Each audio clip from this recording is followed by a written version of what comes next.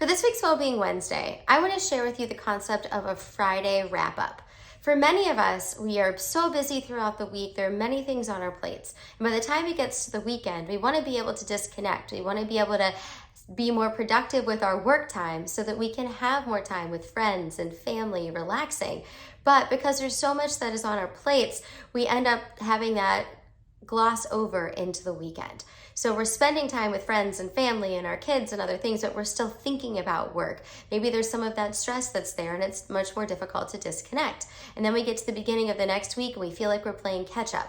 So there's a concept called the Friday wrap-up. It was presented by executive coach Vicki Semanie that has worked very well for many people. The idea is to take the last hour or two on your Friday, of your Friday workday, and block it off to have a chance to review the week, to go through your inbox, to respond to emails, so that way nobody is waiting on you for anything. You have everything sorted through as best as you can, and you can have a little bit of that sense of closure at the end of Friday so you can go into your weekend knowing what you've been able to accomplish and knowing what you actually have done so that you don't feel like there are all these things hanging over your head. Additionally, there's something that you can expand that to throughout the entire course of the week.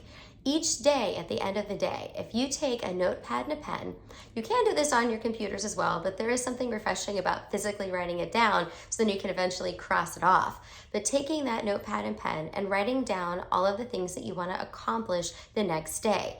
It helps you to process through the day to see what you completed, what else you need to add to that list. So then while you're driving home, when you're spending time in the evenings, you're not thinking about everything that you have to do the next day or throughout the rest of the week, and you're not using brain power for that instead of being able to disconnect.